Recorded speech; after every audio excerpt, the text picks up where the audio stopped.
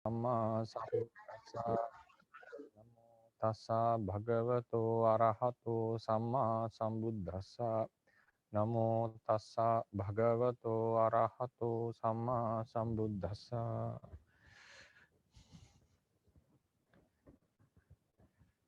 Good morning, everyone. Today we are going to discuss another new topic related to the it's also directly related to our vipassana practice and also to understand some the knowledge we gain through this lecture would be very useful when we go into deep aspects of Theravada Buddhism. So today we are discussing about the three universal characteristics of conditioned realities. The three universal characteristics.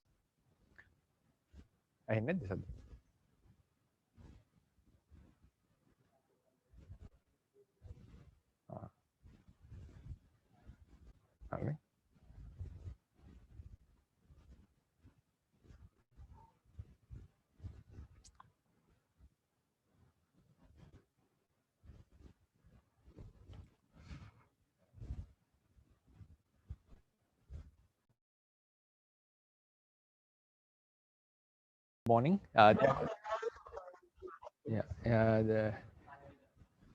chip was there was a problem in the camera chip, so I think things were not recorded. So we'll do it from the beginning. Good morning, everyone. So today we are going to discuss about a new topic directly related to our vipassana practice and also to understand the deep aspects of Theravada Buddhism. The knowledge we gain through this lecture would directly facilitate our vipassana and also assist to have deeper knowledge when we go into certain aspects of Theravada teachings. So the topic would be, I have given the handout, the three types of universal characteristics related to Paramattha Dhammas. I'm just talking about the characteristics related to Paramattha Dhammas. Three universal characteristics. So when we say universal, they are common to all the conditioned realities. So if you remember in the chart on this side, on the left side of the chart, we had conditioned reality. So these conditioned realities share certain common features. So these features are called the universal characteristics. Why they are called universal? Because they are common to all the conditioned realities. Out of these three, one is also shared or common to the unconditioned realities, which is the non-self quality. Because now we know the three universal characteristics are the impermanence, nature of bringing suffering, and also the non-selfness. These are the three universal characteristics. So out of the three, the non-selfness is also common or can be found in the nirvana. Also, because nirvana is not a self.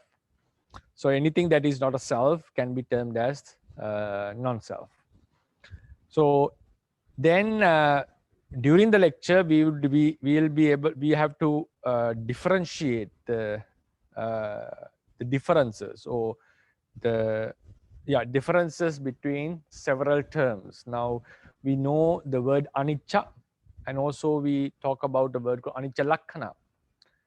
So normally anicca is an adjective, we call the impermanent, and the anicca lakkhana is the impermanence, which is a noun. So when we in English, when we say impermanent and impermanence, we know that is actually two different meanings. Impermanent means an attribute of a thing, something which is impermanent. That's something that would vanish one day or get destroyed. Impermanence is a phenomenon, or it's a nature, it's abstract noun, which indicates the nature of getting destructed. It doesn't specifically aim at a one thing or a reality. It is just a common characteristic or common nature, maybe of the world or of the conditioned things. So likewise, we should be able to differentiate the differences of these terms. During this lecture, we'd also focus on that, and also some common ideas prevailing among Buddhists. Then sometimes we normally say that in a world that changes, in a world in which everything changes, it's only impermanence that doesn't change. So likewise, sometimes in other languages they would say, in the world, in the anicca world, anicca is the only thing that is nicca, something like that. So these, how do we analyze these sentences? And because they are not very accurate, they are not very accurately mentioned. So we need to clarify such statements and see how in Theravada teachings these terminologies has to be used. So today we'll, if you remember the chart, this was the Paramatta chart. I'm not going to draw everything, just to, because you have driven it many times. Sankata Paramatta.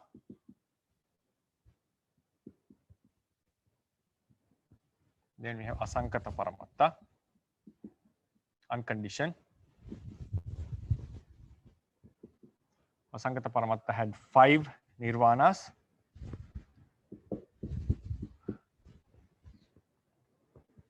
Then we had, in the Sankata Paramatta side, we had Paramatta Dhamma, then Upadino Dhamma, Paramatta Jatika,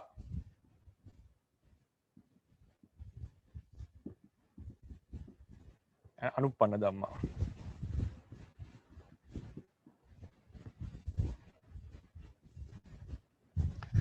So our focus will be today on these actually, but these are also potentials. So we normally don't differentiate them as separate realities. They're the potentials of certain aspects of Paramatta Dhamma. So, but we'll be focusing more on this. Then here we had a broken line. Then here we have the concepts. Sorry, Panyati. Now we had 2 types of Panyati, and also specifically there's another extra type. Then here we already discussed about Anipanna Rupa. Certain material attributes related to the Rupa. They cannot be specifically concretely mentioned as Rupa. Then we have some Ekacche Pacche Sati. It's better to say Ekaccha Pacche Sati because of the Pali grammar. Then Tilakkana. Tilakkana are the 3 universal characteristics. So today our topic will be this. Then we have, next week we should talk about Gati, and then Ajatakasa, then Kala. Kala is it's not here, it should be come here actually. Right, so Tilakkana is the 3 universal characteristics related to the Sankata Paramatta. So we are focusing on these 2 actually. The 3 attributes, natures, characteristics related to these realities. Some samanas, are they not impermanent and so forth?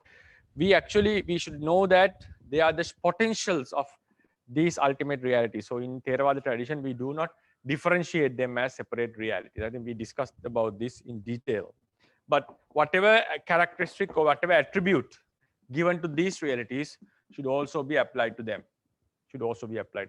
So how they are conditioned, how they are related to the time, we already discussed on these matters. Now the topic would be Tilakkana. Tilakkana is the 3 universal characteristics. We all know as Buddhists that there are 3 characteristics, common characteristics to all the conditioned realities. Condition means realities that are produced by certain causes. They cannot depend on themselves. They cannot just exist by themselves. They have to have the support of other realities to arise and also to exist in generations. So these realities which need the support of other realities have 3 universal features, characteristics. There are anicca lakkana, dukkha lakkana, and anatta lakkana. Anicca lakkana, dukkha lakkana, and anatta lakkana. The impermanence, the nature of begetting or causing suffering, and then the non-selfness, I'm not going to explain in detail what these characteristics are, because when we want to study about the impermanence, we have to study it in 4 aspects. The anicca lakkana, aniccanupassi, aniccanupassana. Normally all these characteristics has to be studied in 4 aspects. Anicca is the impermanent, anicca lakkana is the impermanence, aniccanupassi is the one who contemplates about this impermanence, lead his meditation based on the anicca lakkana, the impermanence quality. Then the aniccanupassana, the meditation, the contemplation, which focuses to understand the impermanence of the realities. The same way, dukkha lakkana, dukkha lakkana, dukkhanupassi, dukkhanupassana. The nature of begetting suffering, the realities that beget suffering, then the one who focuses on this as phenomenon or the realities as suffering, and then the contemplation on suffering. Then related to anatta, even we have anatta, anatta lakkana, anatta anupassana, passi, anatta anupassana. The nature of the realities which have which are non-self, the realities which are non-self, the nature, the phenomenon of non-selfness, that nature, that quality. Then the one who contemplates on this phenomenon or consider realities as non-self, and the anatta anupassana, the contemplation of considering realities as non-self.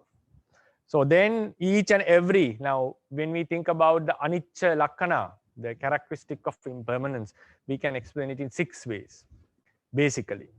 Then when we come into the advanced meditation, we explain it in 10 ways.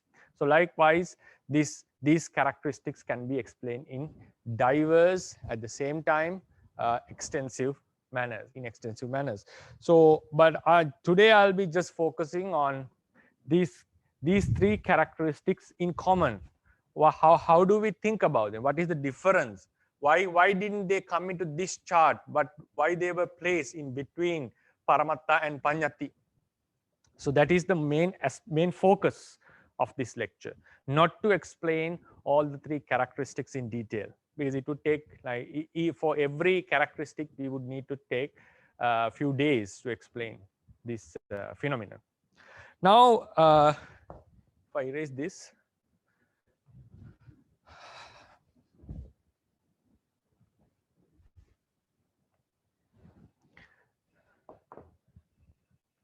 so the 1.100, what I've given is there are 3 characteristics common to all conditioned realities. They are called universal characteristics related to the conditioned realities.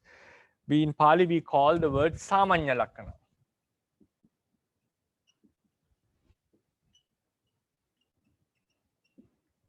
Samanya lakkana.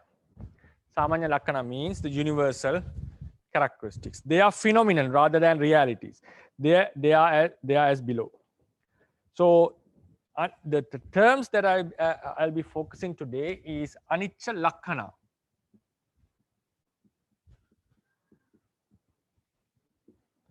dukkha lakkana,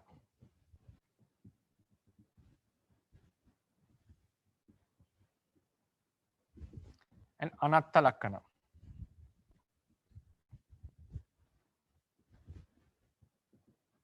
Right? Anicca lakkana, dukkha lakkana, and anatta lakkana. So at the end of the lecture, we should be able to differentiate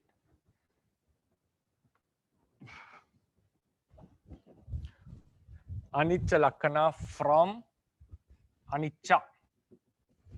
They are not same. They are not equal. Then dukkha lakkana from dukkha.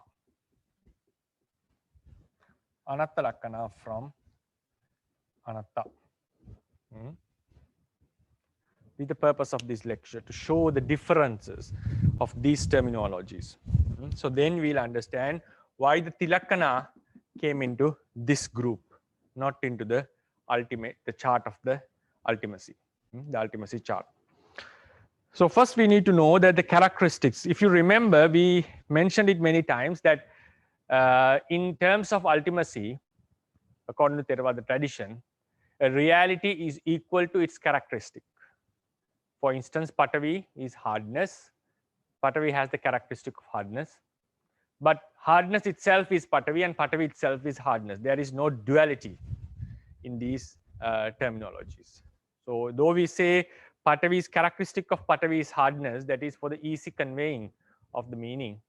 But in reality, Patavi itself is hardness and hardness itself is Patavi. So when we talk about the intrinsic characteristic, intrinsic nature or the intrinsic characteristic, then the reality and the characteristic are identical.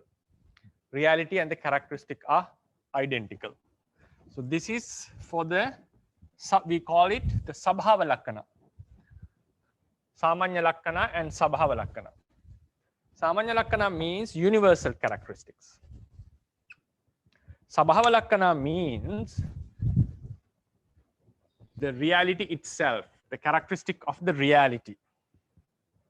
Characteristic of the reality. We call it Sabhava Lakkana.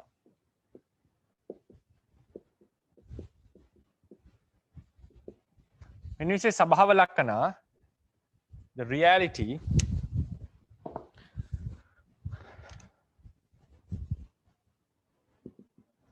is equal to its intrinsic nature.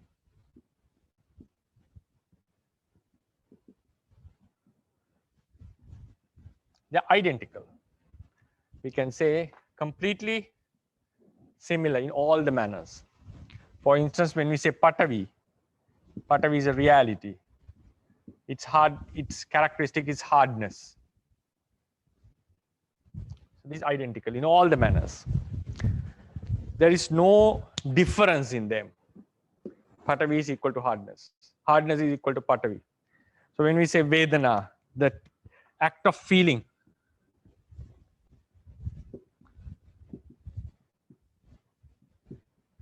act of tasting the flavor of an object, its characteristic. So they are identical. There is no difference at all.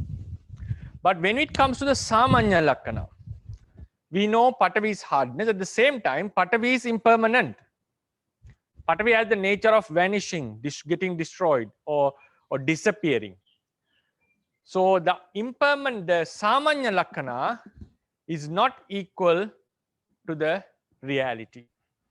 It's not equal to the reality. The Sabhava Lakkana, the intrinsic nature and the reality are identical. But the realities do possess these universal characteristics. The realities have these universal characteristics. That's why you mentioned the universal characteristics related to the conditioned realities. Though they are related, they are not identical. That's the difference. I'll repeat again. The intrinsic nature, like hardness of Patavi, the act of tasting the flavor of an object of Vedana, the cognition of Chitta, these are intrinsic qualities. These intrinsic characteristics are identical with the reality. But when it comes to the universal characteristics, Samanya Lakkana, the universal characteristic and the reality are not identical. They are not identical. Right? So, for instance, when we say Patavi has the Anicca Lakkana, Patavi, they are not identical. They are completely different from each other. But when it comes to the intrinsic quality, Patavi and hardness are equal. Right? Are equal. For example, if we say this, hardness. Hardness is the Sabhava Lakkana.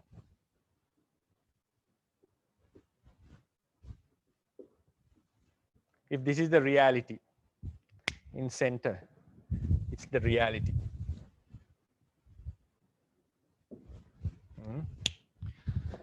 So Anicca Lakkana, The nature of impermanence.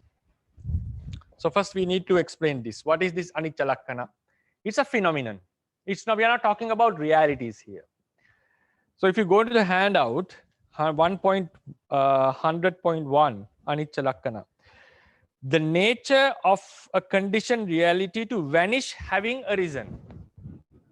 A conditioned reality arises, it was not there before, and it vanishes, it passes away. We normally drew it like it was not there, it arose, it was not there, and it passes away and vanishes.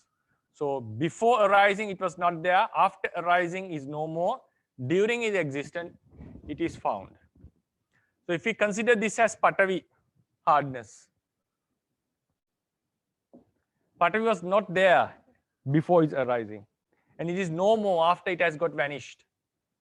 So a reality which was not existing earlier arose, passed away completely without leaving any remnant. So what happens here, anicca lakkana, which is the impermanence, not the impermanent.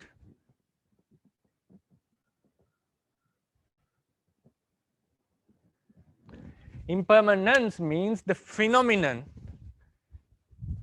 the Patavi undergoes. It means Patavi was not there, it suddenly appeared because of causes. There should be the causes. Causes should be there, it cannot happen by themselves. Right? Because of causes, Patavi arose and completely vanished. So this is something which happens to Patavi. We are not talking about Patavi itself.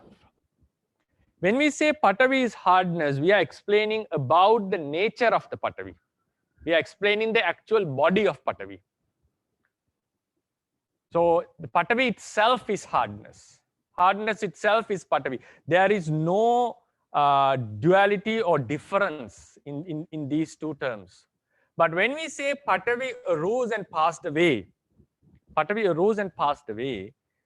the nature of arising and nature of passing away due to causes and passing away without leaving any remnant. This is something which happens to Patavi. It's a phenomenon which Patavi undergoes. So therefore, the nature of impermanence, what is the nature of impermanence? The nature of a conditioned reality to vanish, having arisen.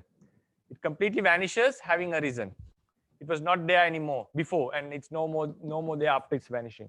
So this phenomenon is called the anicca lakkana. Anicca lakkana is not identical with Patavi. For example, if you think about a child. A child gets born from mother's womb. When a child is born, now think about the birth of the child and the child. We can actually point out this is the child because we know he or she has some limbs and it has a life, it has a body, it has a mind. So it's a living thing. So we can actually grab it or specifically show this is the child. But think about the incident of birth of a child. Birth means coming out from the mother's womb. It is something that it is an incident related to the child, but not the child. Birth of the child and child are not the same thing.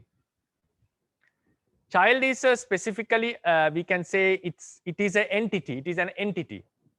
Birth of a child means the incident in which the child comes out from the mother's womb without dying. So therefore, the birth of the child and the child, as the birth of the child and the child are completely two different things.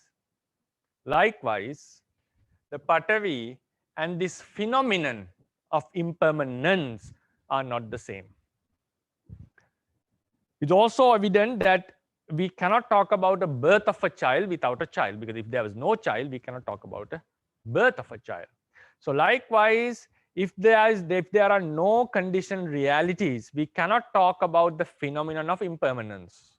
Impermanence means a conditioned reality not having existed before, suddenly comes up due to causes and then vanishes completely without leaving any remnant.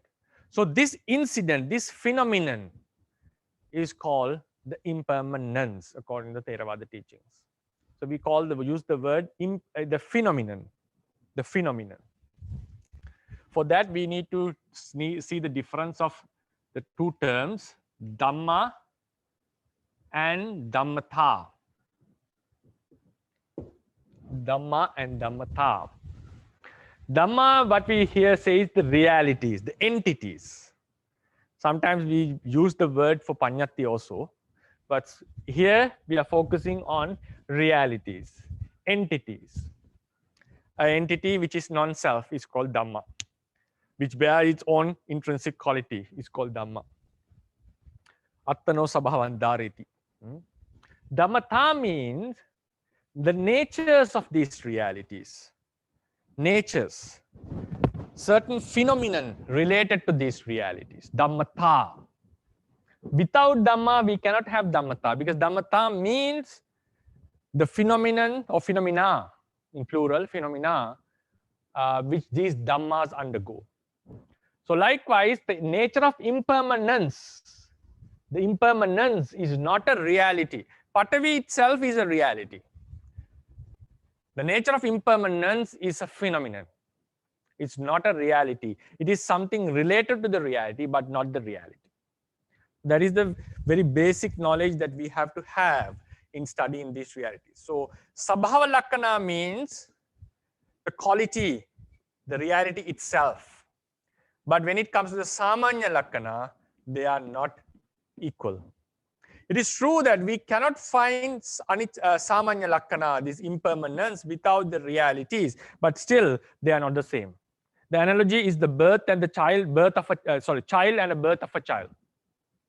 Child and birth of a child, birth and child are two different things. But we cannot have a birth of a child or a birth without a being, without a living being. So always the birth is related with the living being. It is connected to the living being, but it's not the living being. It is something that happens to the living being, coming out from an egg or coming out from the mother's womb. So likewise, these anicca lakkana, though they are related to the realities, they are not the reality. Then we come into the second universal characteristic, dukkha lakkana, nature of bringing or causing, it's better to say causing or begetting, suffering, mental and physical suffering. Mental and physical suffering. So as long as there is Patavi, it causes lots of hardship. We have to maintain it. We have to work for it. We have to, for instance, if you want to have a Patavi of a divine being, we have to work for that. Even if you want to have a Patavi of a Brahma being, we have to develop the jhanas. Even to have a human body, it means to have a human life, we have to abstain from evil deeds and good deeds. So it is gain with some effort. So that effort is not considered as a bliss, because you have to work for that. So working for something is not considered as something blissful or pleasant in the world. So therefore, in order to gain it, in order to maintain it, this Patavi causes lots of suffering, lots of hardship. And also, if we are attached, now for instance, people are attached to we are attached to our bodies. So our body is constituted with 4 great elements, Patavi, Apo, Tejo, and Vayu. So when we are attached to our bodies, indirectly we are attached to our hardness, cohesion, heat, and this bolting nature. So one day this body would get old, it would decay and completely get destroyed or vanishes. So when we see the signs of death, when we see the decaying of our body, it gives us lots of pain, mental and physical pain. So therefore, these 4 great elements, or specifically Patavi, gives lots of suffering to the person, or conventionally to the person or to the mind it is related to. So if we talk about in the ultimate sense, Patavi brings lots of suffering to the mind it is related to, and also to the In terms of physical or mental, in conventionally we say it brings lots of hardship to the person to whom it belongs to. So whatever way, Patavi causes suffering for the arising of mental and physical suffering. So that nature is related to Patavi. Dukkha Lakkana, that nature is called Dukkha Lakkana, the nature of bringing suffering. We are not talking about the suffering itself. We are not talking about the reality itself. So if we make it more clearer, now this is Patavi, for instance. So it's better, we can take another thing called Vedana. Right? It's much clearer. Vedana is the feeling or tasting the flavor of an object. We really admire the blissful feeling. So we'll write it as Sukha Vedana, the blissful feeling, right? This is what we long mostly to gain the happy feeling, the pleasant feeling. So because as long as Sukha Vedana is there, because of it, mental suffering and physical suffering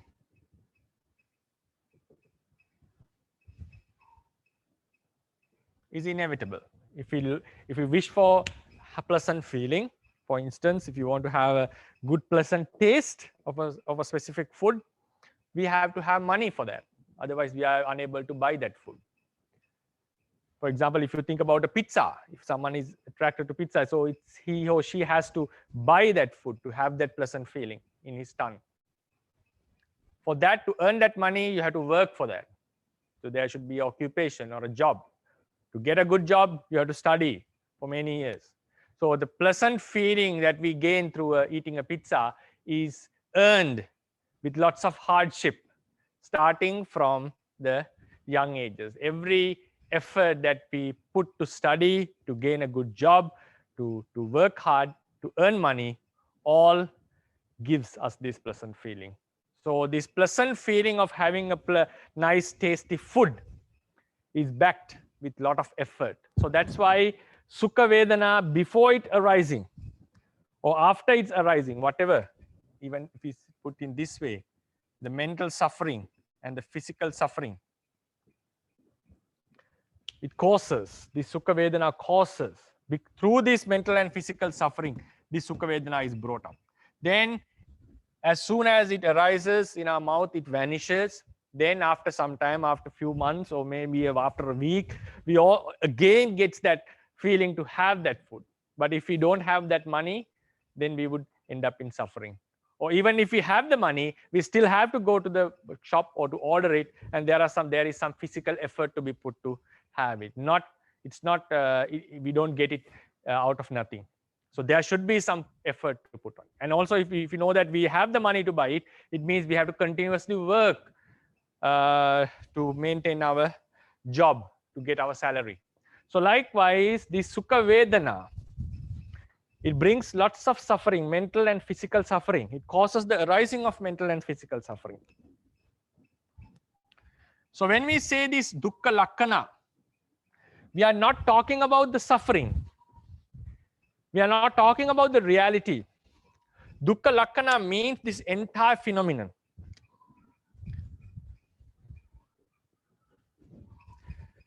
The pleasant feeling causes mental and physical suffering.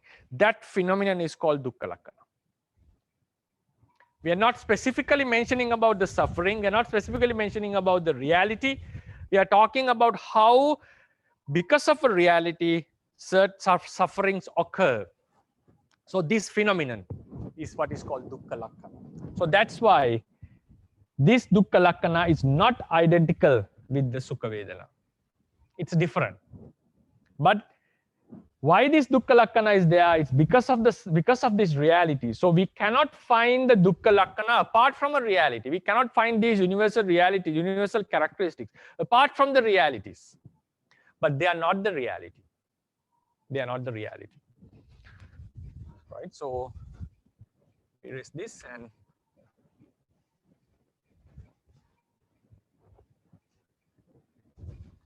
so Dukkha Lakkana is not, for instance, if it is given different Vedana,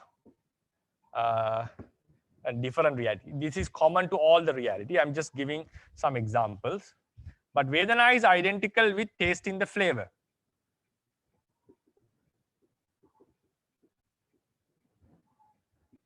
of an object. That is the Sabhava Lakkhana, intrinsic quality. These are universal qualities. This is the intrinsic characteristic.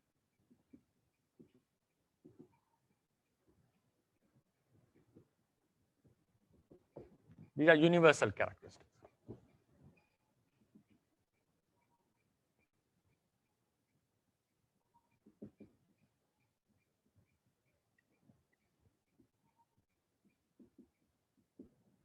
They are universal characteristics.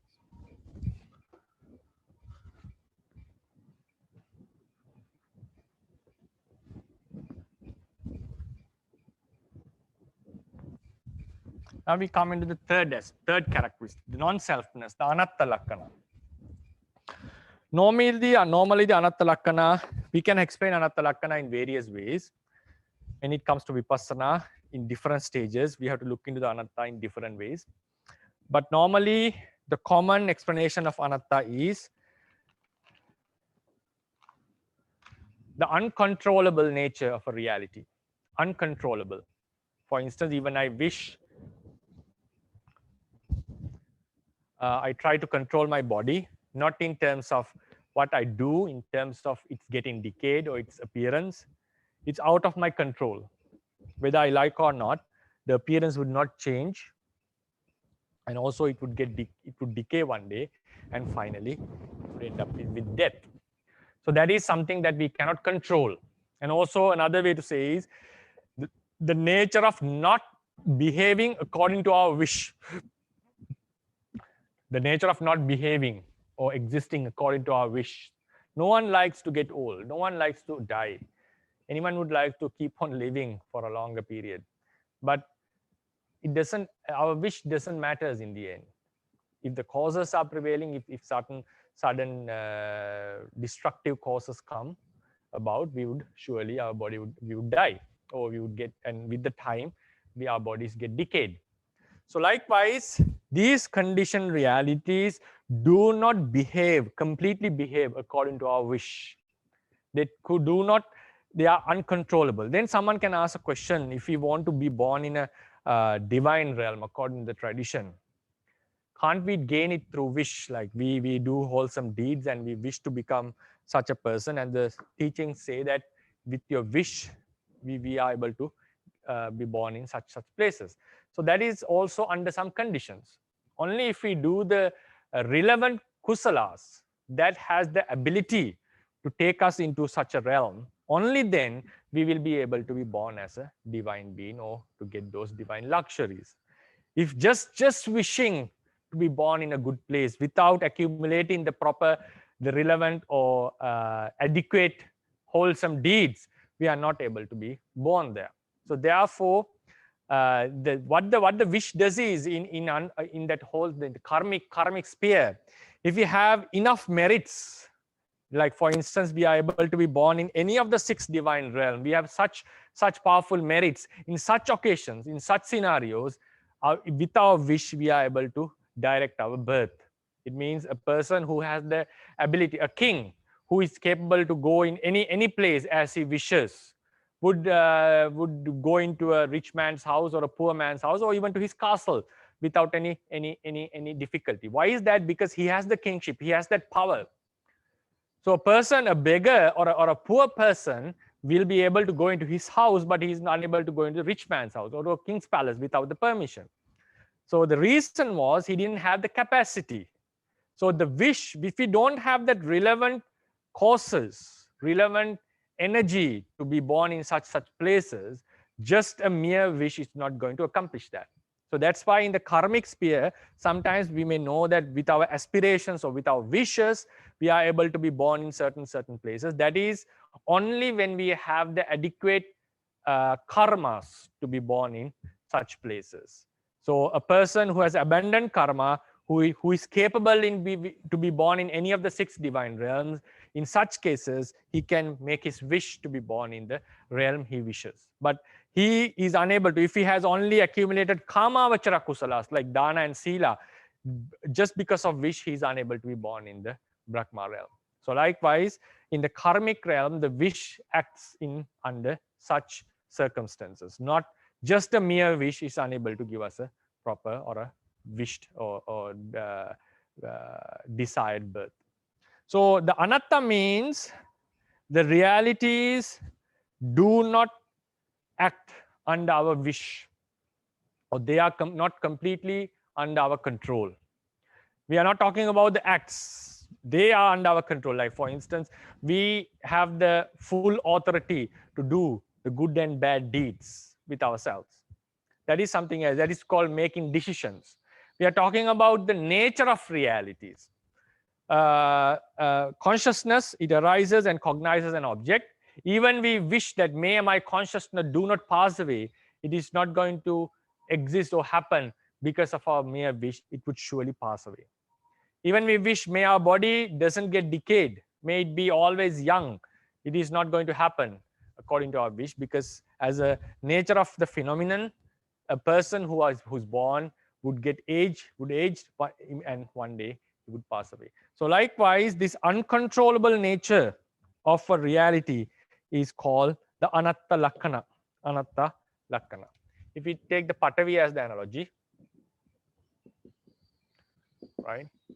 Patavi arises and passes away, and it's no more. It is no more.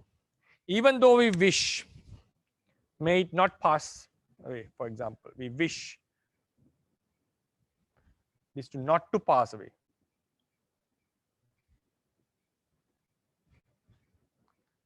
This wish is not going to control it, right? And we think about the suffering, dukkha vedana. Dukkha vedana is the feeling of suffering, painful feeling. We wish, may it not happen. Wishing not to happen, right? If the relevant causes are there, this would surely happen. It's not going to act according to our wish. So even though we wish, may it not happen, the wish is not going to stop the arising of suffering. If someone has done the akusala deeds, even he wishes may not be born in a woeful realm after death, that wish is not going to prevent him. Because when the relevant causes are there, the suffering would happen.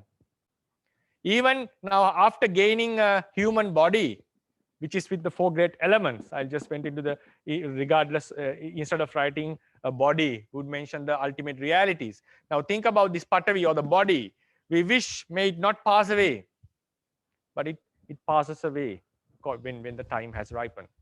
So likewise, these realities are not happening according to the wish. Now, what is the anatta lakkana? Right? What is the anatta lakkana? This is for Vedana and this is for Patavi. Right? So regarding Patavi, what is the anatta lakkana? Anatta lakkana doesn't mean the wish. It doesn't refer to the Patavi. It is the phenomenon which explains that Patavi does not behave according to our wish. Patavi does not behave according to our wish. This entire thing is the anatta lakkana. What is the anatta lakkana of this incident? It's not the anatta lakkana, it's not the dukkha vedana, it's not the suffering. Suffering is a reality. It's a paramatta dhamma. These causes are also paramatta dhamma, the relevant cause. For example, the akusala kammas that we have done in the past lives. Right? And our wish that may I not be born in such a realm, or may I not endure such suffering. So that is a wish. It's also a reality. Plus, maybe we can call it chanda or loba, a wish or a kind of a feeling that may I not be born in such a realm. These are realities, right? But anatta lakkana means the happening of this. This means the way dukkha vedana doesn't behave according to our wish. It behaves according to the causes. When the relevant causes are there, it would arise, and also the realities would pass away regardless of wish. So this phenomenon is called, this nature is called anatta lakkana. So anatta lakkana doesn't refer to the reality, it refers to the phenomenon which the realities undergo. So therefore, anatta lakkana, uncontrollable nature, is not identical with the reality. For example, Patavi, which is hardness. Right. So this is the first point that we should understand, that they are not identical with the realities. Then we have another three terminologies: anicca, dukkha, and anatta. Anicca, dukkha, and anatta. We talked about the anicca lakkana, dukkha lakkana, and anatta lakkana. Right? They are not identical. They are not identical. Right? But thing is, this anicca lakkana and dukkha lakkana and anatta lakkana, you cannot find them apart from the realities. We cannot talk about anicca lakkana without we cannot talk about the passing away of Patavi without Patavi. We cannot talk about the nature of Vedana, bringing suffering, without Vedana. So likewise, we cannot talk about the realities, talk about these universal characteristics without the realities. So these universal characteristics are related to the realities. They are connected with the realities. So these are phenomenon. So I would say these realities undergo this phenomenon. This chart was written to show that they are not identical. But we have to keep in mind, Patavi undergoes the anicca lakkana. Anicca lakkana is a phenomenon. Patavi undergoes anicca lakkana. What does it mean? Patavi arises and completely vanishes. So therefore,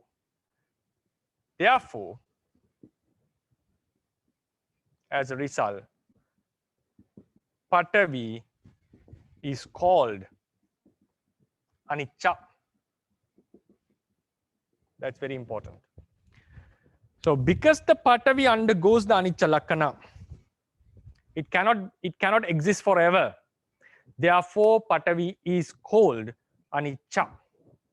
Anicca is a synonym for this reality. The word anicca doesn't refer to the phenomenon. The word anicca refers to the reality. What kind of a reality? A reality which undergoes this phenomenon. What is that anicca lakkana means? It passes away, vanishes completely without leaving any remnant, having arisen. Having arisen, it completely vanishes away. If any reality undergoes this phenomenon, that reality has to be called anicca. So anicca is a synonym for the reality. If any reality undergoes, Vedana undergoes, for example, Vedana undergoes dukkha lakkana. Therefore, Vedana is called dukkha, not dukkha lakkana, dukkha. Vedana is called dukkha. Because Vedana causes lots of suffering in our lives, therefore, Vedana is called dukkha. It's synonymous. Vedana and dukkha is synonymous. It's not only the Vedana, whatever conditioned reality can be called dukkha, because these conditioned realities causes the arising of various types of suffering. Then if we take another example, if you talk about chitta, the consciousness, since chitta undergoes the anatta lakkana. What is anatta lakkana? Uncontrollable nature. It is not out of our control. It happens when the causes are there and it vanishes when the time ripens. Therefore, the chitta is called anatta. Chitta is called anatta. Right? So anatta is also synonym for the realities which have the non-selfness, which have the characteristic of non-selfness, which cannot be controlled according to our wish or according to our desires. So therefore, The thing that we should know is anicca and anicca lakkana are two things. They are not the same. They don't have the same meaning. Dukkha and dukkha lakkana are not the same. Anatta and anatta lakkana are not the same. Anicca lakkana, dukkha lakkana, and anatta lakkana. Anicca lakkana is the impermanence. Dukkha lakkana is the nature of bringing suffering. Anatta lakkana is the uncontrollable nature, non-selfness. If a reality undergoes or has this call, in Pali we say lakkana and lakkana vanta. It means if a reality has these universal characteristics, so they can be called so and so. If a reality has anicca lakkana, in English I would say a reality undergoes this phenomenon. It is under this phenomenon. It surrenders to this phenomenon. If it cannot overcome this phenomenon, such a reality is called anicca. If a reality undergoes the nature of causing suffering, if something causes the arising of suffering, if it cannot goes beyond that phenomenon, that reality is called dukkha. If any reality is not controllable, it's under anatta lakkana, it cannot overcome this phenomenon, that reality is called anatta. So therefore, anicca lakkana, anatta lakkana and anatta, anicca lakkana and anicca, dukkha lakkana and dukkha are different. Anicca lakkana, dukkha lakkana and anatta lakkana are phenomena. Anicca, dukkha, anatta are the realities. So therefore, when the Buddha say rupang dukkhang, vedana dukkha, very famous terms. Rupang, aniccang, vedana dukkha, sanya anatta. So what does it mean? What does this term say? It doesn't mean that the rupang aniccan doesn't mean rupa passes away. So we can say the rupa passes away, rupa vanishes, the matter vanishes, the material vanishes. If you want to say that, we have to use another Pali sentence for that. It means the rupa completely vanishes. Here what we are saying is the rupa, the materiality, is a reality which undergoes the impermanence. So that's two different things.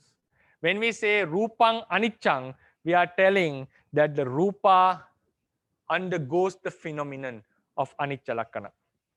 When we say dukkha, vedana dukkha, it means vedana is a reality which causes the suffering. Which causes the suffering. So the same now, when we say vedana dukkha, vedana is a reality which causes suffering. This is the correct explanation according to the Theravāda tradition. If someone says vedana dukkha, vedana causes suffering. When you say vedana causes suffering, we are talking about an incident which is happening. Vedana causes. In the end, someone can say they have the same meaning in terms of reality. But here we have some different approaches. Here it's saying vedana causes suffering. But in vipassana contemplation, what we have to think is, what we have to understand is vedana is a reality that causes the suffering. So these are two different aspects. How we look into the reality, the approaches are different. In most of the cases, many Buddhist things, now vedana causes suffering. That is called, now when Buddha said vedana is dukkha, it means vedana causes suffering. No, the approach was vedana is a reality which causes suffering. So when it says the rupang dukkhang, doesn't mean the rupa vanishes. Rupa is a reality that vanishes. The emphasis is upon the noun. It's not. There is no verb here because it's in the relative clause. So it's not a complete sentence. So vedana dukkhang, vedana dukkha, vedana is a reality. So it should be written in the be verb. So all these explanations are in be verb. So when we contemplate in vipassana, when we contemplate rupa is anicca, we are considering rupa is a reality which is impermanent. It's not that the rupa is we can say rupa is impermanent. That is okay. Rupa is impermanent, or rupa is a reality which is impermanent. Vedana is a reality which brings suffering. It's not that the rupa passes away. It's a phenomenon. When we contemplate rupa passes away, we are focusing on a phenomenon. We are not focusing on the reality. In vipassana meditation, when we come to the udayavya jnana, it clearly says, sometimes you have to focus on the phenomenon. Rupa arises and passes away. At that time, your focus is anicca lakkhana. And then after contemplating this phenomenon, you have to recontemplate rupang aniccang. Rupa is a reality that passes away. At that time, the focus is on the reality itself, not on the phenomenon. In vipassana meditation, the real eradication of defilement, the suppression of defilements happens when we focus on the reality, not on the phenomenon. Focusing on the phenomenon is important because without focusing on the phenomenon, you cannot understand the natures of reality. So therefore, in the vipassana meditation, we clearly define or differentiate these two manners, focusing on the phenomenon, focusing on the reality. So in the higher levels of vipassana, normally just when we go in the vipassana meditation from step by step, we have to focus on the realities more and more. But time to time, we do have to understand the phenomenon, why they are passing away. If you are just focusing on the passing away, it's not going to eradicate the defilements. For example, analogy is given. For example, there is a ball for monks begging ball, like we call patra. A monk comes to a shop and finds a nice begging ball, and he finds it attractive, and he tells to his kappiya or the attendant that he wants to buy this, he wants to have it. But later on, just before buying, he finds that there are 3 cracks in this ball. There are 3 cracks in this ball.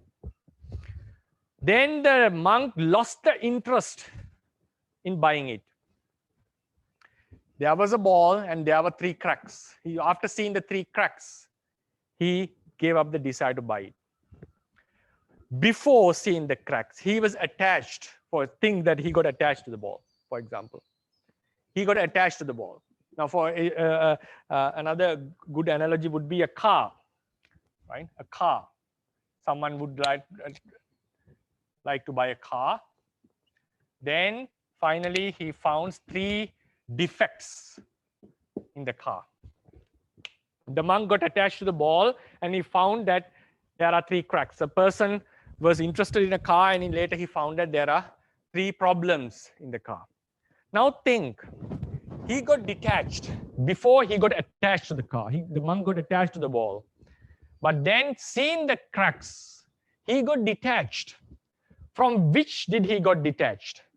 Did he detach from the cracks or detach from the ball? Did the person got detached from the cracks or detached from the car? It is the car that he got detached because he got attached to the car and he got detached from the car. The same way, the monk was attracted to the ball, seeing the defects, he got detached from the ball. So likewise, these car and the ball are like the reality. Patavi, apo, tejo, chitta, cetasika, rupa. These phenomenon, the anicca lakkana, dukkha lakkana, are like the cracks because these realities undergo this phenomenon. So when we see the phenomenon, we get to understand these realities are out of our control. They are not permanent. They cause lots of suffering. So then we get detached from the reality, not from the phenomenon. So that's why in the vipassana contemplation, we clearly, in all the vipassana is focusing on the reality, not on the phenomenon. But knowing the phenomenon is important. Otherwise, without knowing the phenomenon, you cannot understand the reality. But the real detachment, the real suppression of defilements happens when we focus on the reality, considering these realities as things that undergo this unbeneficial phenomenon, anicca lakkana, dukkha lakkana, and anatta lakkana. Right? So that is these are the points that I would like to emphasize. They are related to our vipassana practice. And finally, anicca and anicca lakkana are 2 different things. Anicca are referring to the realities. Dukkha is referring to the realities. Anatta is referring to the reality. So they are dhamma. They are realities. Anicca lakkana, dukkha lakkana, anatta lakkana are phenomena. They are dhammata. They are dhammata. anatta. Then finally, there is a common saying that we know sometimes people say the thing that doesn't change is the impermanence. Thing that in the impermanent world, thing that doesn't changes is the impermanence. So this statement, I would not say it's wrong. It is something that if we are not very clear about the difference of Dhamma and Dhammatha, that's why we sometimes utter these statements. So when we say everything changes, we are talking about a phenomenon. We are talking about a phenomenon. In related to a phenomenon, we cannot talk whether a phenomenon is permanent or impermanent. Phenomenons are true or false. Phenomenons are, we have to address the phenomena as true phenomena or false phenomena. Phenomena cannot be said as permanent or impermanent. Permanent or impermanent are related to the realities. Nirvana doesn't undergo this anicca phenomenon, anicca lakkana phenomenon. So therefore, nirvana becomes a permanent reality. Why is that? It doesn't have a arising, it doesn't pass away. So when we say permanent and impermanent, permanent and impermanent, we are talking about adjectives. They are realities. Permanence and impermanence are phenomena.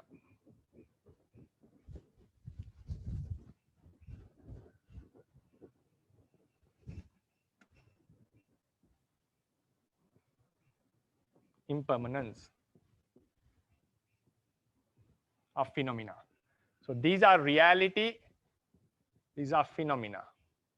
So when we say impermanence is permanent, if someone says impermanence, we never say impermanence is permanence, right? Impermanence is permanent. Sometimes people do utter such statement. Impermanent things.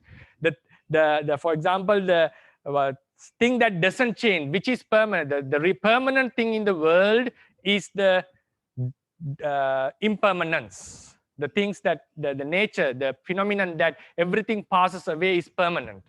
So that is mixing of two things, reality with phenomena. So when we say everything passes away, it's a phenomena. Phenomena should be said as correct or false, true or false. If something undergoes such a phenomena, if something undergoes the impermanence phenomena, it's called impermanent. If something doesn't undergo the impermanence phenomena, then it's called permanent. So when we say, when we utter such statements, we have to be careful that not to mix the Dhamma and Dhammatha. If someone says everything passes away, this phenomena is permanent. So it's a wrong explanation, wrong statement according to the Theravāda tradition, because permanent or impermanent are not used to address the phenomena. It's used to address the realities. If any reality undergoes impermanence, it's a permanent, impermanent reality. If any reality doesn't undergo the impermanence reality, the phenomenon of impermanence, then it's a permanent reality.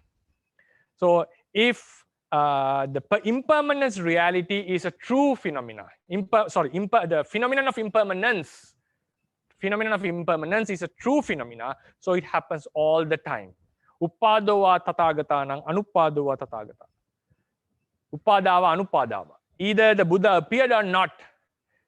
Dhamma titi, dhamma niyamata, titavasa bhikkave. This phenomenon would truly exist. It would happen again and again.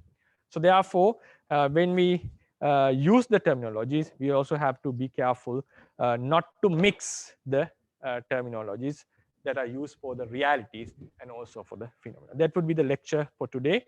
So here today we discussed about the difference between what is the three characteristics. They are phenomena. They are not the realities, but they are related to the realities. If any reality undergoes these three characteristics, we call them anicca, dukkha, anatta respectively. And then in vipassana meditation, we have to focus on the reality which undergoes such phenomena, and also we have to see the difference, the terminologies used for the phenomena and also the realities. And finally, now I think it's clear why these anicca lakkana, dukkha lakkana, anatta lakkana was not put in the ultimate group, because they are not realities, but they are related to the realities. They cannot be found apart from the realities. So they are not concepts. They are not just things that are constructed by the mind. So therefore, they fall in between the Paramatta and Panyati. But actually, it's better to call them phenomena, because after examining this entire thing, we would talk about phenomena and the reality separately. So that would be the lecture. I would allow for the Q&A session. Sadhu, sadhu, sadhu. Thank you very much, Bhante. Hello, everyone. If you have any questions, you can raise your hand, or you can put the question in the chat box.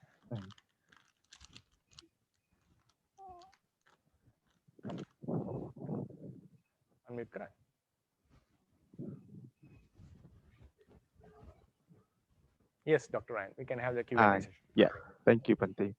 I have a question, Bhante. First, thank you so much for the very deep lecture, Bhante. It clears a lot of doubts. And my question is about the dukkha lakkhana. So here you said that dukkha lakkhana is the nature of causing suffering.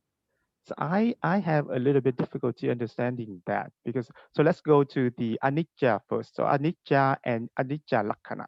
So you said that anicca is impermanent as an adjective, and anicca lakkhana is the impermanence as the noun, or it can be said as the nature of being impermanent, right?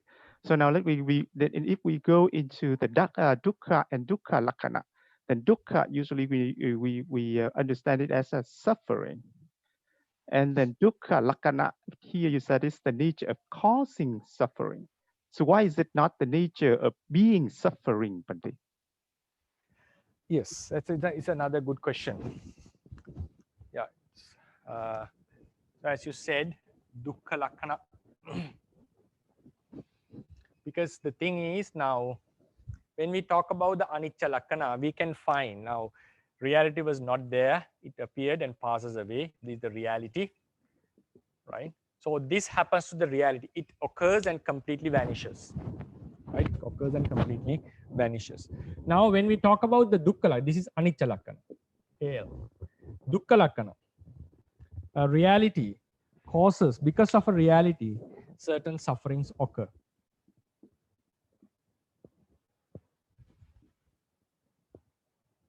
Right? So normally there are two ways that dukkha lakkhana has been explained. The most common is this: it causes the happening of suffering. So now, so when we see that this, because of this reality, suffering occurs, right? So in our contemplation, what we are doing is, these are completely two different realities. Suffering is a different reality. The reality, if we talk about the Vedana, Sukha Vedana is one thing, and because of Sukha Vedana, Dukkha Vedana appears. So when we are focusing on the Dukkha Lakkhana of a reality, we just cannot focus on the reality itself. But when we talk about the Anicca Lakkhana, Sukha Vedana arises and passes away. We talk about Sukha Vedana, the reality. Sukha Vedana, SV. Here also talk about SV, Sukha Vedana, right? So when we contemplate about the anicca of Sukha Vedana, we can only focus on the realities and understand it arises and passes away completely. So we don't need to focus on any other reality. The reality itself shows us the true phenomenon. But when we talk about the Dukkha Lakkhana, the Sukha Vedana, because of Sukha Vedana, some other realities are happening. Some suffering. There are others, they are different realities. These suffering are different realities. So what we do in the contemplation is, now we know that because of Sukha Vedana, this suffering is happening. So in the first place, what we are making it that whenever we contemplate on this Sukha Vedana, we suddenly remember or contemplate on the suffering as well. So when we talk about when we focus on the Dukkha Lakkhana, it is not possible that we just focus on the reality and get the understanding. So that's why I mentioned Dukkha Vedana is the nature of bringing suffering. I want to emphasize, now if you ask why is that the nature of suffering, if someone has the nature of suffering, so when we say suffering, most of the cases it goes into the in when we talk about the Theravāda tradition, suffering refers to the dukkha vedana itself. The suffering is mostly translated as dukkha vedana. So when I say, if we say the nature of suffering, which is correct, but there is a possibility that the audience may think we are talking about this suffering. But actually, when we go deeper, we have to understand suffering is a completely different reality. Sukha Vedana is a different reality. What is happening because of Sukha Vedana? Various types of sufferings are happening. So Sukha Vedana has the nature of suffering. What is that nature of suffering? Causing the suffering to happen. So if I just mention the nature of suffering, which is a correct translation, but there is a possibility that they may misunderstand either the Sukha Vedana is with suffering, or we are talking about the nature of these sufferings. That is, that to avoid that misunderstanding, that's why I gave another definition, different definition, saying that Sukha Vedana has the nature of causing the suffering. But as you said, even if we say it has the nature of suffering, still it has the nature of bringing the suffering. So therefore, even though we use both the terminologies, that would be okay. Then this is the first way of explaining the suffering nature of Sukha Vedana. The second way of explanation, we can find this in Visuddhimagga Tika. Second way of explaining Sukha Vedana as suffering is regardless of these other realities. Sukha Vedana arises and it passes away. So this arising is obstructed. The nature, force of the speed of arising, or the nature of arising is obstructed by the phenomenon called jara, phenomenon called aging, and then it gets weakened and then it passes away. So it's always obstructed by another phenomenon called aging. The phenomenon of aging is another very big topic to discuss, the phenomenon of aging. So because of this phenomenon of aging, this Sukha Vedana is always oppressed. So it is never stable. Even during that existing period, it always affected by the aging. So it's always under some kind of a oppression by this phenomenon. That's why it decays and passes away. It never remains in one position. Even we consider there is a Tithi moment for Sukha Vedana. During that Tithi moment, it's getting weaker. It's still getting weaker. So therefore, this just focusing on a reality itself, and it's not stable, it's constantly changing. Its nature, its state is constantly changing. So focusing on that, sometimes the reality itself is called dukkha, regardless of its nature of bringing suffering. That is the second way of explaining the dukkha lakkana. But this is the most common used in the literature. So therefore, to show that these are different realities, that's why I gave a different definition instead of saying the nature of suffering. Okay, sadhu, sadhu, sadhu. Thank you very much, Bhante. Yeah, again, so everyone, if you have any questions, you can raise your hand or you can put your question in the chat box.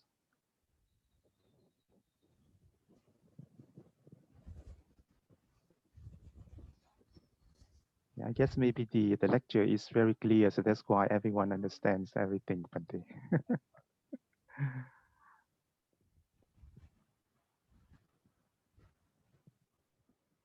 So there's no questions? No questions so far, Bhante. Okay. So Dr. Ann, if you have any questions also, we can discuss. Sure, Bhante, but maybe it's not related to the lecture then, Bhante. Previous lectures, right? No, not related to this lecture. Okay. So let me see.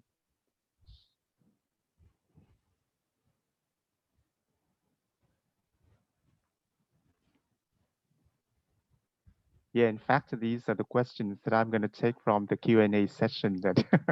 Okay. Yes. Please give me just 1 second. Let me pull up the question list.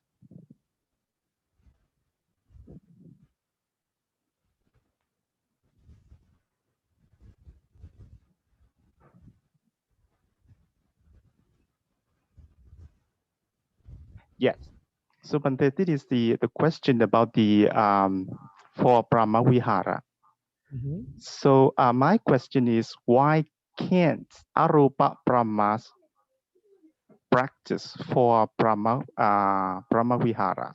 Because it looks to me that they can just focus on the beings without Rupa,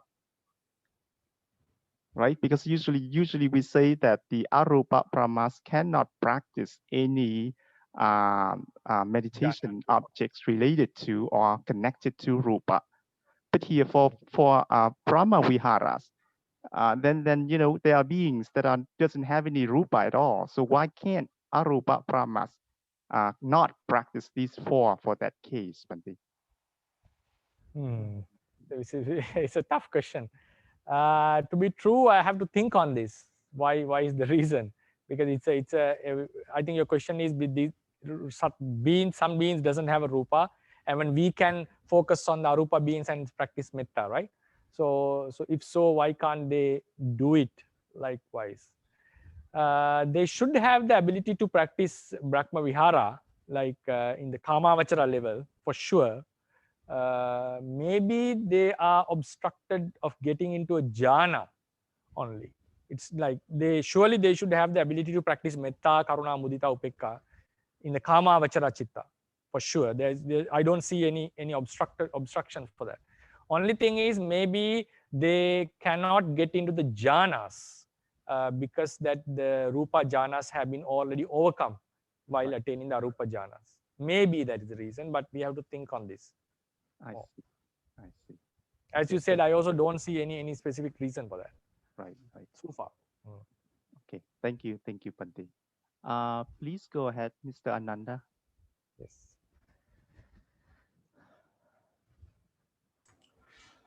Thank you, Dr. Ryan. Swaminathan Thiruvasaranai, actually, I was not able to completely listen to it because I was driving. Okay. But now, why we need to actually see the difference, Anitya Dharma, Anitya Lakkana? Is it because, I mean, I think you might explain this in the next lecture, I think. So you said Vipassana, right? So we want, when we do Vipassana, you just mentioned that, we have to think of the Anitya Dharma, not Anitya Lakshana. Am I correct? Yeah. Why it is important? If you can just explain a little bit. Yeah, it's because of the defilements. Now, if we think about the defilements, where they are based on. So for that, we have to understand the Vattu, the word called Vattu. Sorry. The word Vattu has two meanings. Vijnana Vattu and Kilesa Vattu. Kilesa Vattu and Vijnana Vattu. Vijnana Vattu is the 6 bases, the eye, ear, tongue, nose, body, and the heart base, which upon which the mind, the consciousness occurs. Kilesa Vattu is the defilements, the objects, the realities which become the basis for the defilements. Basis here means, so the explanation should come from the reverse order. As long as our body, our personal reality, personal means our body and the mind, not our clothes, not something that is connected to our body, and it's also something personal for myself, the body and mind of myself. So for me, so the realities that are personal realities, as long as they are not fully comprehended in terms of vipassana, in terms of the like the vipassana practice, the full comprehension happens with the Arahatta Magga. So as soon as we enter the Arahatta Magga, the comprehension is completed, then it's nothing to be comprehended anymore. So as long as the comprehension is not fulfilled, not completed, defilements are based on our realities. They are based on our reality. It means I have attachment towards my rupa, means my rupa is not completely comprehended by myself.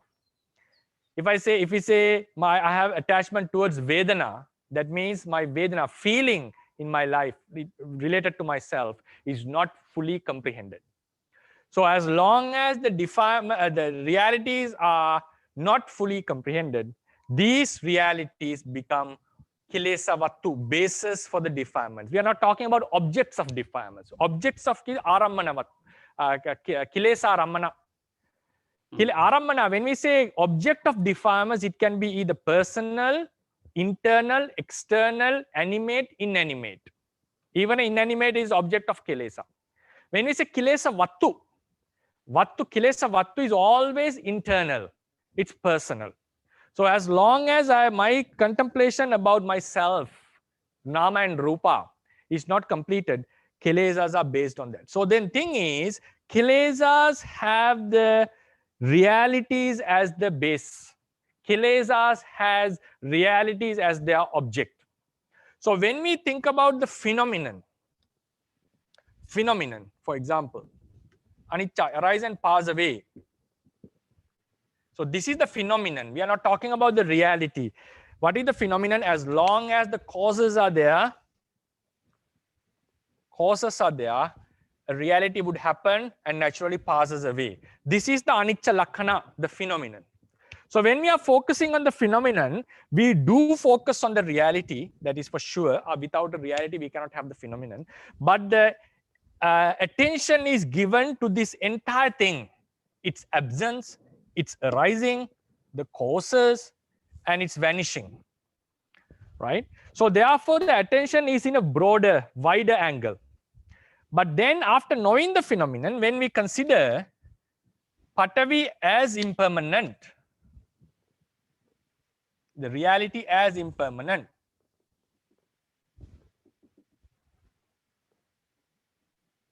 right?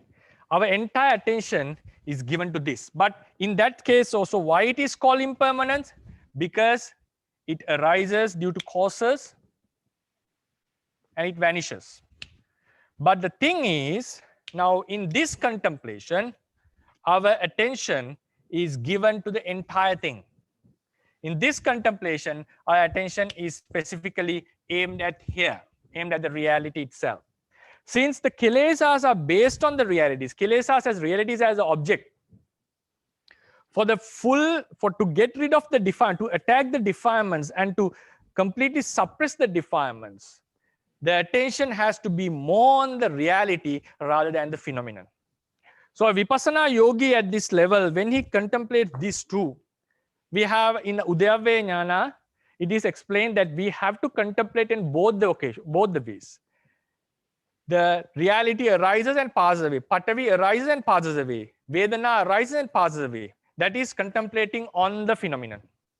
Vedana causes the arising of suffering. We can even think like that.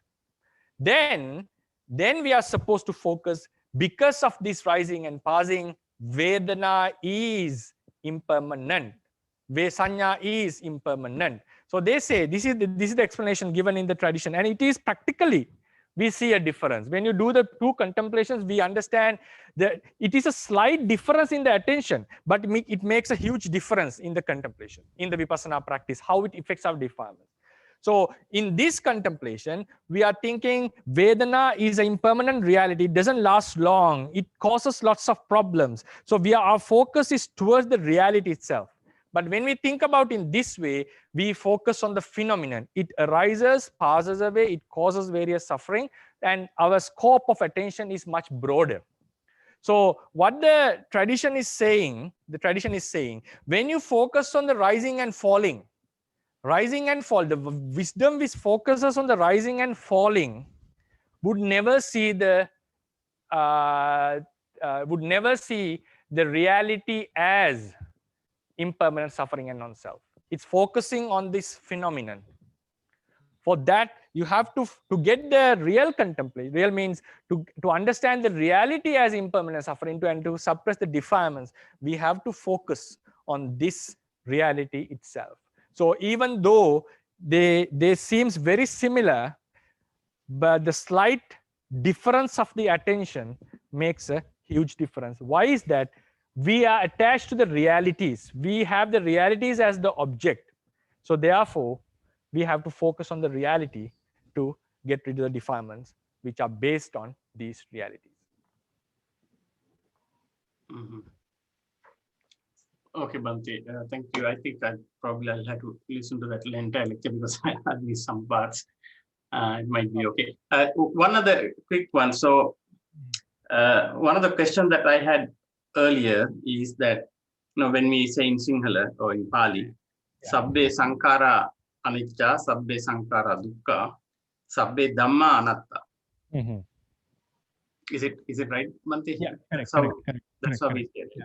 Yes. So Sabbe why not Sabbe Dhamma also Anicca? Yes. So when we say Sabbe Dhamma, it includes Nirvana as well. And also it includes Panyati. So the word Dhamma can cover everything, but Sankhara covers only the conditioned realities. So Nirvana is a non-self reality, not in the sense of now, if I say Nirvana is non-self, someone can easily argue. So Buddha has mentioned something which is impermanent is suffering, and something which is impermanent suffering is non-self. So if I say Nirvana is if Nirvana is non-self, isn't Nirvana is an impermanent reality, or Nirvana is a suffering? Someone can re-argue. But that's why I mentioned in the lecture, the non-selfness has been explained in various ways. There are various ways to explain non-selfness. So Nirvana is non-self only in one aspect, not because it's impermanent or suffering. It's because it has its own intrinsic nature. That's why Nirvana is impermanent. Nirvana is non-self. So therefore, the Nirvana is not impermanent. Nirvana is not bringing suffering. So therefore, only the word Sankhara has been used to show the impermanence and the suffering nature. But when it comes to the non-selfness, as in Nirvana is also included, Buddha cannot use the word Sankhara, he used the word Dhamma, which is exclusive, exhaustive classification. So it includes Nirvana and also the conditioned realities. When it is say Anicca and Dukkha, it only includes the conditioned realities, leaving about Nirvana and also Panyati. So Bhante, why can't we say Sabbe Sankara Anatta? Then Nirvana, someone can have the idea, if you say Sabbe Sankara Anatta, it's a perfectly correct statement. But it doesn't include Nirvana. Right? Yeah, it's a correct statement. Yeah, but normally we don't say that. Yeah, the Buddha has mentioned Sabbe Dhamma Anatta because Nirvana is also a non-self reality. So he wants to emphasize that even. That's why. So if someone says Sabbe Dhamma Anicca, it's a wrong statement because it includes Nirvana even. Sabbe Dhamma Dukkha is a wrong statement. Sabbe Sankhara Anatta is perfectly correct because all the conditioned realities are impermanent, non-self. But as he wants to emphasize that Nirvana is also non-self, so therefore he brought the word Sabbe Dhamma. Okay, Bhante. Thank you so much. Okay. Sadhu. Thank you, Bhante. Yes, I don't see any more questions, Bhante. And I think time is also up, Bhante. Yes. Thank you, Bhante. Thank you for listening, and may this merit of discussing Dhamma support us to attain the Nirvana, and also may the Buddha Sasana last long with this wholesome deed. Buddha Sasanang Chirantittatu, Buddha Sasanang Chirantittatu, Buddha Sasanang Chirantittatu, Sadhu, Sadhu, Sadhu. Sadhu. Thank you so much, Bhante. Sadhu.